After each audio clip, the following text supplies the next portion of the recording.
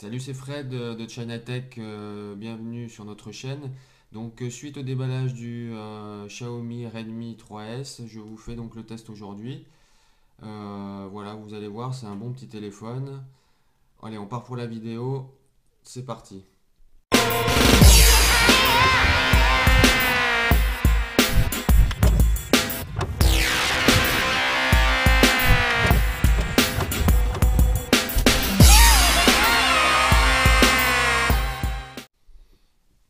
Alors, c'est un téléphone qu'on teste depuis à peu près 15 jours, donc on a quand même un recul suffisamment important. Moi les tests je vous les ferai d'une autre façon. Bon, vous verrez pas mal de tests hein, sur YouTube, souvent des tests assez longs, 20-30 minutes. Moi je préfère aller à l'essentiel et vous donner mon impression directe en évoquant tout de suite les points positifs et les points négatifs. Comme ça on reste assez concis et on fait une vidéo d'une dizaine de minutes. Je vous laisserai, donc je vous le fais pas à l'oral comme ça, hein, parce que sinon c'est un petit peu rébarbatif. Vous aurez toutes les caractéristiques du téléphone dans la description avec le lien d'achat, mais le prix on en reparlera à la fin. Voilà, donc on commence tout de suite par, on va dire, les points positifs. Allez, on est parti pour les points positifs. Alors déjà le design, il est vraiment beau. Vraiment très bien fini. Vous avez un contour métal. Bon, derrière c'est du plastique, mais vraiment il n'y a rien à dire, hein. La trappe pour la SIM s'ouvre très bien.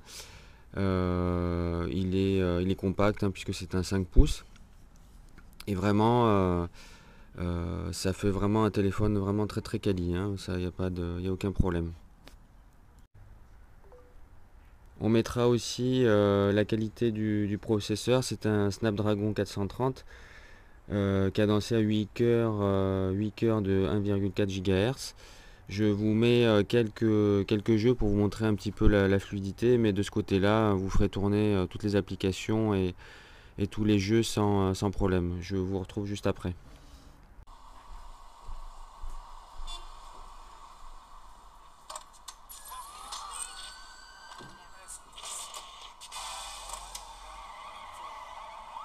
A good how duty in Vegas. I'm Barry Jones. This is 101.4. Let's take a caller. Hello, you're on the air. Barry, it's your mother. I'm sort of busy, Mother. Barry, the microwave isn't working. I'll take a look at it when I get home. I keep entering the numbers and pressing start and nothing happens.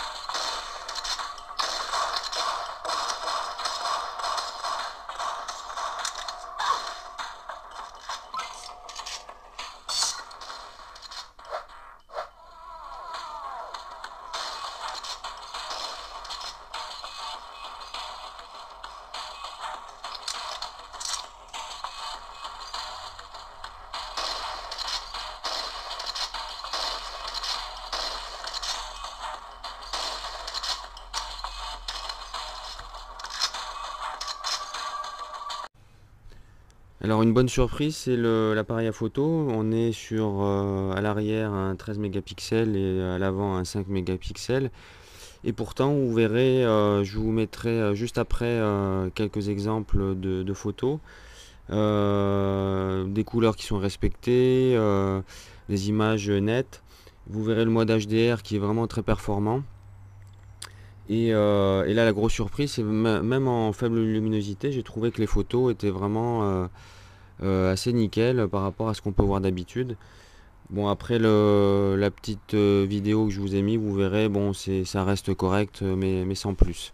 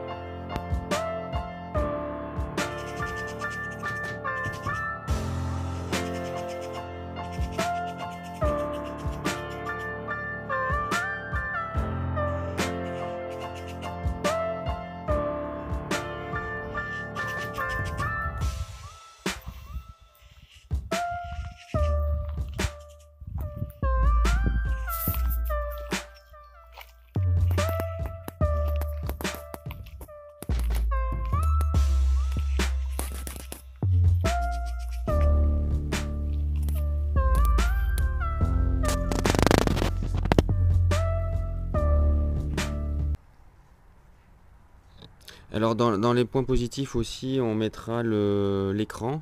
Alors l'écran c'est un IPS LCD 720 sur 1280 pixels et ça suffit largement pour ce 5 pouces. Vous avez un écran qui est vraiment très très réactif et qui fonctionne vraiment très bien. Alors on mettra aussi dans les points positifs le lecteur d'empreintes qui marche vraiment à merveille et qui est très réactif. Bon là je pourrais pas vous le montrer puisqu'il n'a pas été configuré pour moi, mais il n'y avait vraiment aucun souci par rapport à d'autres où je vous montrerai un petit peu, je vous ferai un test du Lego Shark que j'ai utilisé pas mal de temps et qui de ce côté là par exemple n'est pas extraordinaire. Allez, on va passer au point négatif, bon parce qu'il y en a quand même quelques-uns. Je dirais la qualité de réception GSM où de temps en temps on vous entend pas très bien. Donc bon, ça n'arrive pas très souvent, mais ça peut arriver quand même. La luminosité que je trouve pas extraordinaire, puisque là je suis. Attendez, je vous mets ça. Là on est à fond. Donc bon, en plein soleil, ça peut être un petit peu limite. Et dernier point, on va dire la ROM MUI. Bon, ça c'est une ROM assez classique, on va dire, mais vous n'avez pas de choses extraordinaires hein, dans la ROM au niveau des paramètres. C'est des choses assez classiques, des réglages qu'on retrouve un petit peu partout, sans avoir de fonctions vraiment extraordinaires. Donc là, je vous les passe vite fait, mais bon, j'ai rien à vous montrer de spécial. Par contre, ce que j'avais oublié dans les points positifs, c'est qu'on a une lettre de notification qui s'allume ici en bas, donc ce qui est assez original et ce qui est pas mal. Et par contre, dans les points négatifs, pas de rétroéclairage des boutons, donc ça c'est pas extra.